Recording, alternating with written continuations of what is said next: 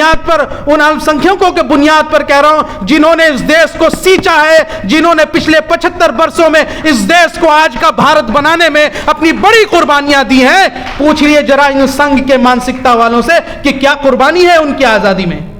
आज बने बनाए सत्ता मिल गई झूठ के बुनियाद पर तो हवा में उड़ने लगे हैं।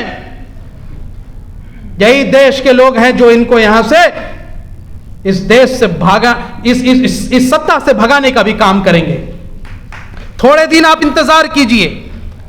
इसलिए किसी राष्ट्र, ये देश, ये भारत को भारत ही रहने दीजिए। इसमें ही हमारी और आप सबकी भलाई है। और मुझे लगता है बहुत पुरजोर तरीके से उस मुद्दे पर अपना मौकूफ रखना चाहिए। मुझे पता है ऐसे राजनीतिक प्यादे पहले भी आए हैं। न सिर्फ इसमें भारतीय जनता पार्टी की गलती है बल्कि कांग्रेस ने भी इसमें अहम जिम्मेदार भूमिका निभाई है। ये बाबा कौन है? ये बाबा वही है छत्रपुर के आश्रम में कमलनाथ जी के लोगों का जिनका पैसा लगा है, उन्हीं प्यादों से उठ करके आज उनकी बनाई हुई चीजें फायदा उठा रही है भारतीय जनता पार्टी। यह हकीकत है। आप पता कर लीजिए मीडिया के लोगों से। जुनैद और नासिर के जब हत्याकांड हुई तो हम राजस्थान में हम लोग गए, पूरी टीम गई और हमने उस पर आंदोलन किए। हमने इस पे इंसाफ की मांग की, गुहार की। तो जिसके खाकी निक्कर जो पहन के आज भी कांग्रेस के अंदर बैठे हैं, उन्होंने हम पर केस लगवा दिए। उन्होंने यहां से 100 पुलिसकर्मियों को भेज दिया ताकि यहां से कोई इंसाफ के खिलाफ आवाज ना उठा सके। लेकिन आज भी हम मांग करते हैं कि आप भाजपा शासित राज्यों में जब कोई घटना घटती है तो पूरी तरीके से आवाज उठते हैं। जब कांग्रेस शासित राज्य में कोई घटना घटी तो आप इंसाफ की मांग करने वालों को ही जेल में डाल दिए। ये कौन सी नैतिकता का पैमाना है? इसलिए जो सत्ता में है और जो सत्ता में नहीं है वो सब भी इक्वली जिम्मेदार हैं आज जो अल्पसंख्यकों का जो हाल हो रहा है। इसलिए इंसाफ के लिए गलत को गलत और सही को सही बोलना चाहिए। पार्टी पॉलिटिक्स से ऊपर उठ करके बोलना चाहिए और यही काम हम मीडिया में करते हैं।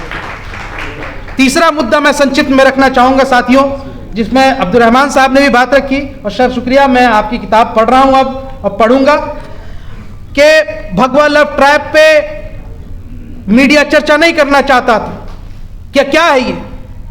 लेकिन पिछले दिनों जब एक चैनल पे हमने इसकी पूरी चर्चा की और हमने सबूत दिखाए कि किस तरीके से राष्ट्रीय बजरंग दल नामक ग्रुप जो है मुसलमान बच्चियों को साजिश में फंसा करके उसकी इज्जत असमत लूट करके बर्बाद करने की प्लानिंग करता है, किस तरीके से इन संगठनों ने यहां से पैसे देने का वादा किया उन लड़कों को, उन कॉलेज यूनिवर्सिटी में पढ़ने वाले लड़कों को कि तुम अगर मुस्लिम लड़कियों को फंसाओ और इनका धर्म परिवर्तन कराओ तो तुम्हें हम पैसे भी देंगे, सुरक्षा भी देंगे। जब ये सब कुछ काम हो रहा हो तो हम उसको भगवा लव ट्रैप ना कहें तो क्या कहें?